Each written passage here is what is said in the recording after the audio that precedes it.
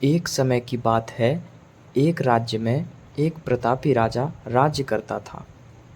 एक दिन उसके दरबार में एक विदेशी अचानक से आया। उसने राजा को एक सुंदर पत्थर उपहार में दिया। राजा वह पत्थर देख बहुत प्रसन्न हुआ। उसने उस पत्थर से भगवान विष्णु की प्रतिमा का निर्माण कर उसे राज्य के मंदिर में स्थापित करने का निर्णय लिया और प्रतिमा निर्माण का कार्य राज्य के महामंत्री को सौंप दिया। महामंत्री गांव के सर्वश्रेष्ठ मूर्तिकार के पास गया और उसे वह पत्थर देते हुए बोला, महाराज मंदिर में भगवान विष्णु की प्रतिमा स्थापित करना चाहते हैं। 7 दिवस के भीतर इस पत्थर से भगवान विष्णु की प्रतिमा तैयार कर राजमहल पहुंचा देना। इसके लिए तुम्हें 50 स्वर्ण मुद्रिकाएं दी जाएंगी। 50 स्वर्ण मुद्राओं की बात सुनकर मूर्तिकार खुश हो गया और महामंत्री के जाने के उपरांत प्रतिमा का निर्माण कार्य प्रारंभ करने के उद्देश्य से अपने औजार निकाल लिए। अपने औजारों में से उसने एक हथौड़ा लिया और पत्थर तोड़ने के लिए उस पर हथौड़े से वार करने लगा, किंतु पत्थर जस का तस रहा। मूर्तिकार ने हथौड़े के कई बार पत्थर पर किए, किंतु पत्थर नहीं टूटा। 50 बार प्रयास करने के उपरांत मूर्तिकार ने अंतिम बार प्रयास करने के उद्देश्य से हथौड़ा उठाया, किंतु यह सोचकर हथौड़े पर प्रहार करने के पूर्व ही उसने हाथ खींच लिया कि जब 50 बार वार करने से पत्थर नहीं टूटा तो अब क्या टूटेगा।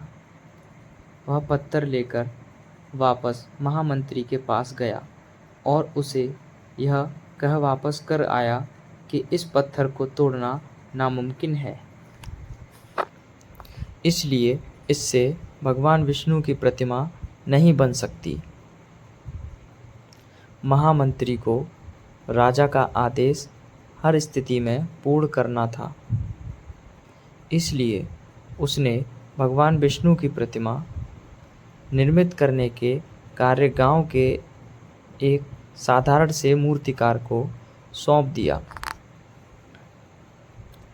पत्थर लेकर मूर्तिकार ने महामंत्री के सामने ही उस पत्थर पर हथौड़े से प्रहार किया और वह पत्थर एक बार में ही टूट गया। पत्थर टूटने के बाद मूर्तिकार प्रतिमा बनाने में जुट गया। इधर महामंत्री सोचने लगा कि काश पहले मूर्तिकार ने एक अंतिम प्रयास और किया होता तो सफल हो गया होता और 50 स्वर्ण मुद्राओं का हकदार बनता। इस कहानी की सीख, मित्रों, हम भी अपने जीवन में ऐसी परिस्थितियों से दो चार होते रहते हैं।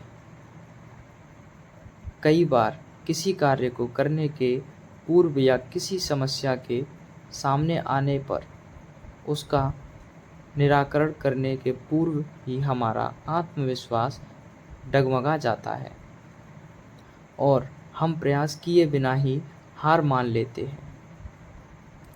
कई बार हम एक दो प्रयास में असफलता मिलने पर आगे प्रयास करना छोड़ देते हैं, जबकि हो सकता है कि कुछ प्रयास और करने पर कार्य पूर्ण हो जाए या समस्या का समाधान हो जाता। यदि जीवन में सफलता प्राप्त करनी है तो बार बार असफल होने पर भी तब तक प्रयास करना नहीं छोड़ना चाहिए जब तक सफलता नहीं मिल जाती। क्या पता जिस प्रयास को करने के पूर्व हम हाथ खींच लें, वही हमारा अंतिम प्रयास हो और उसमें हमें कामयाबी प्राप्त हो जाए।